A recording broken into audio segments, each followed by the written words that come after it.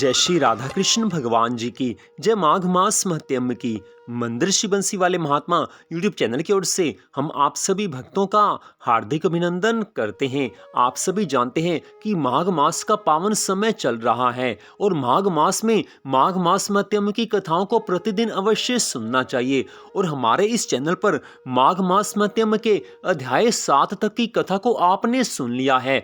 आज हम आपको सुनाने जा रहे हैं माघ मास महत्म के 8वें अध्याय की परम पावन कथा। इस कथा को सुनने मात्र से मनुष्य के सभी पापों का नाश होकर उसको भगवान की कृपा मिलती है। तो पिछले अध्याय में ये कथा आपने सुनी थी कि किस प्रकार विकुंडल को स्वर्ग की प्राप्ति हुई है और उसने यमदूत से ये पूछा है कि कौन से कर्म करने से मनुष्य नरक में नहीं जाता, वो सारी बातें बतलाने की कृपा कीजिए। अब 8वां अध्याय यमदूत विकुंडल से कहने लगा है कि तुमने बड़ी सुंदर वार्ता पूछी है, यद्यपि मैं पराधीन हूँ फिर भी तुम्हारे स्नेहवश अपनी बुद्धि के अनुसार सब बातें बतलाता हूँ। जो मनुष्य काया वाचा मनसा से भी कभी दूसरों को दुख नहीं देते वे यमलोक में नहीं जाते। जो मनुष्य हिंसा करते हैं वो चाहे वेद पढ़ें, चाहे यज्ञ करें, चाहे तपस्या करें, चाहे बड़े बड़े दान देवें, उनको उत्तम गति की प्राप्ति नहीं होती। इसलिए हिंसा नहीं करनी चाहिए। अहिंसा सबसे बड़ा धर्म तप और दान ऋषियों महर्षियों ने बताया है। अहिंसा सबसे बड़ा धर्म बताया गया है।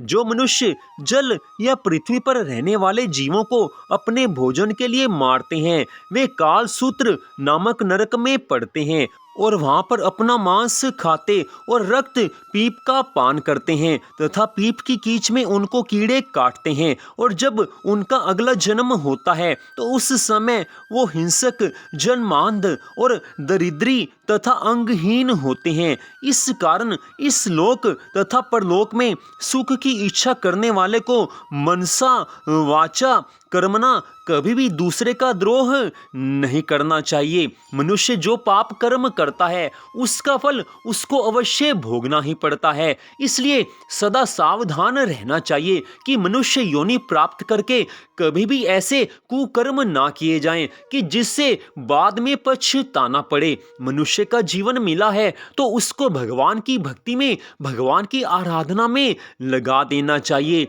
84 लाख योनियों में मनुष्य की योनि सर्वश्रेष्ठ योनि है और इस मनुष्य योनि को प्राप्त होकर जो भगवान की भक्ति नहीं करता उसका सारा जन्म व्यर्थ चला जाता है और उस कारण उसको नरक की प्राप्ति होती है। जिसने मनुष्य योनि प्राप्त करके भगवान की भक्ति नहीं की, पाप कर्म में सारा जीवन व्यतीत कर दिया, उसको अवश्य ही नरक में जाना पड़ता है। इसलिए सावधानी पूर्वक सदा भगवान की भक्ति करते रहना चाहिए कि जिससे इस संसार सागर से, इस भव सागर से पार हुआ जा सके। हे विकुंडल, जो प्राणी जीव हिंसा नहीं करते उन्हें किसी तरह का कोई भय नहीं होता है, लेकिन जो हिंसा करते हैं उनको उनके पाप कर्म करने के बदले में नरक में अवश्य जाना ही पड़ता है। जिस तरह सीधी और टेढ़ी दोनों प्रकार की बहने वाली नदियां समुद्र में मिल जाती हैं वैसे ही सब धर्म अहिंसा में प्रवेश कर जाते हैं। ब्रह्मचारी, गृहस्थ, वानप्रस्थी तथा यति ये सभी अपने अपने धर्म का पालन करने और जितेंद्रिय रहने से ब्रह्मलोक को प्राप्त करते हैं। जो जलाशय आदि बनाते हैं और सदैव 5 यज्ञ करते हैं वे यमपुरी में नहीं जाते हैं। जो इंद्रियों के वशीभूत नहीं हैं, वेदवादी हैं और नित्य ही अग्नि हवन यज्ञ का पूजन करते हैं वे भी स्वर्ग लोक को जाते हैं। युद्ध भूमि में जो शूरवीर मृत्यु को प्राप्त होते हैं वे सूर्य लोक को प्राप्त होते हैं। जो स्त्री और शरण में आए हुए तथा ब्राह्मण की रक्षा करने के लिए अपने प्राण दे देते हैं वे कभी स्वर्ग से वापस नहीं लौटते हैं। जो मनुष्य बाल, वृद्ध अनाथ तथा निर्धन लोगों का पालन करते हैं वे भी स्वर्ग में जाते हैं। जो मनुष्य गौओं के लिए पानी का आश्रय करते हैं तथा कुआं, तालाब और बावड़ी बनवाते हैं वे सदैव स्वर्ग में निवास करते हैं।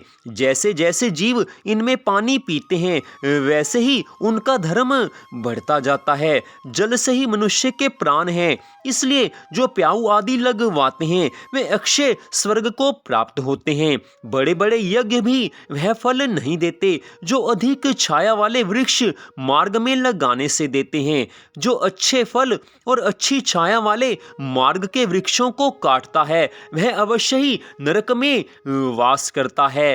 हे विकुंडल, जैसा कर्म मनुष्य करता है उसको वैसा ही फल प्राप्त होता है। इसलिए बार बार तुमको ये मैं सावधान कर रहा हूँ कि जिसको अपना कल्याण करना हो उसको सदा ही अच्छे कर्मों में लगना चाहिए, बुरे कर्मों से बचकर रहना चाहिए। हे विकुंडल, तुलसी का वृक्ष लगाने वाला सब पापों से छूट जाता है। जिस घर में तुलसी जी का पौधा है, तुलसी जी का वन है, वह घर तीर्थ के समान है और उस घर में कभी यमदूत नहीं जाते हैं। तुलसी जी की सुगंध से पितरों का चित्त आनंदित हो जाता है और वे विमान में बैठकर श्री हरि विष्णु लोक को प्राप्त हो जाते हैं। नर्मदा जी का दर्शन, गंगा जी का स्नान और तुलसी दल का स्पर्श, यह सब बराबर बराबर फल देने वाले हैं। हर एक द्वादशी को ब्रह्मा जी भी तुलसी का पूजन करते हैं। रत्न, सोना, फूल और मोती की माला के दान का इतना पुण्य नहीं मिलता जितना तुलसी की माला का दान करने से मिल जाता है। जो फल आम के 1000 और पीपल के 100 वृक्षों को लगाने से मिलता है वही फल तुलसी के एक वृक्ष को लगाने से प्राप्त हो जाता है। तुलसी जी की महिमा का कोई भी पूरा वर्णन नहीं कर सकता है।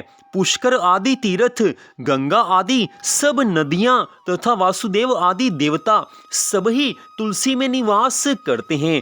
जो मनुष्य एक बार, 2 या 3 बार रेवा नदी से उत्पन्न भगवान शिव की मूर्ति की पूजा करता है अथवा स्फटिक रत्न के पत्थर में आप से आप निकले हुए तीर्थ में, पर्वत या वन में रखी हुई भगवान शिव की मूर्ति की पूजा करता है और सदैव ओम नमः शिवाय इस मंत्र का जाप करता है, उनको यमलोक की प्राप्ति नहीं होती है। प्रसंगवश, शठतावश या अभिमान या लोभ के वश में भगवान शिव की पूजा करने वाले भी यम द्वार को नहीं देखते हैं। भगवान शिव शंकर भोलेनाथ जी की पूजा के समान पापों को नष्ट करने वाला तथा कीर्ति देने वाला तीनों लोकों में और कोई भी कर्म नहीं है। जो शिवालय स्थापित करते हैं वह शिवलोक में जाते हैं। ब्रह्मा, विष्णु तथा भगवान शिव का मंदिर बनाकर वैकुंठ में वास मिलता है। जो भगवान की पूजा के लिए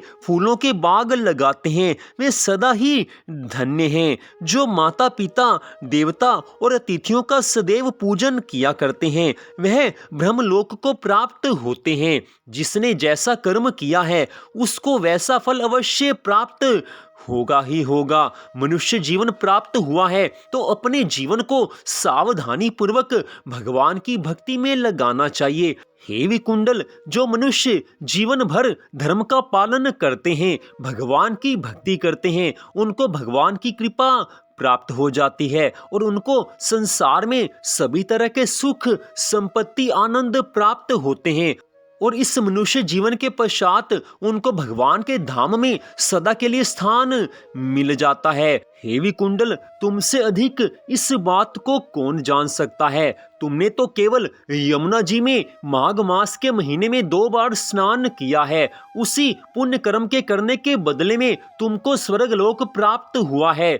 इसलिए कहा जाता है कि मनुष्य जीवन प्राप्त करके सदा ही धर्म पालन करना चाहिए और माघ मास का समय आने पर तो विशेष रूप से भगवान की भक्ति करनी चाहिए ताकि भगवान की कृपा प्राप्त की जा सके। अगर घर से बाहर कहीं स्नान के लिए ना जाया जा सके तो घर में रहकर ही प्रातः स्नान के नियम का पालन माघ मास में अवश्य करना चाहिए। जो मनुष्य धर्म का पालन करते हैं उनको भगवान की प्राप्ति होती है, लेकिन जो मनुष्य जीवन भर पाप कर्म में लगे रहते हैं उनको नरक में वास मिलता है। इसलिए जैसे भी हो भगवान की भक्ति में अपने मन को सदा लगाना चाहिए। तो इस प्रकार माघ मास महत्यम के 8वें अध्याय की कथा का यहीं पर विश्राम होता है। इस अध्याय की कथा में स्पष्ट बताया गया है कि भगवान की भक्ति से सब कुछ सुलभ हो जाता है। संसार के सभी सुख भगवान की भक्ति से प्राप्त होते हैं और भगवान का धाम भी भगवान की भक्ति से प्राप्त हो जाता है। संसार में मनुष्य सुख संपत्ति आनंद चाहते हैं और इस मनुष्य जीवन के बाद वो भगवान के धाम में स्थान प्राप्त करना चाहते हैं। वो सब कुछ भगवान की भक्ति से मिल जाता है। यही आज की इस कथा में बताया गया है। तो आज की इस कथा को सुनने के लिए आप सबका हार्दिक धन्यवाद। भगवान श्री राधा कृष्ण जी की माघ मास महत्यम की अनंत कृपा सदा आप सब पर, आपके परिवार पर बनी रहे। इसी मंगल कामना के साथ जय श्री राधा रानी सरकार की, जय श्री कृष्ण भगवान की, जय माघ मास महत्यम की। जय जय श्री राधे, जय जय श्री राधे, जय जय श्री राधे श्याम।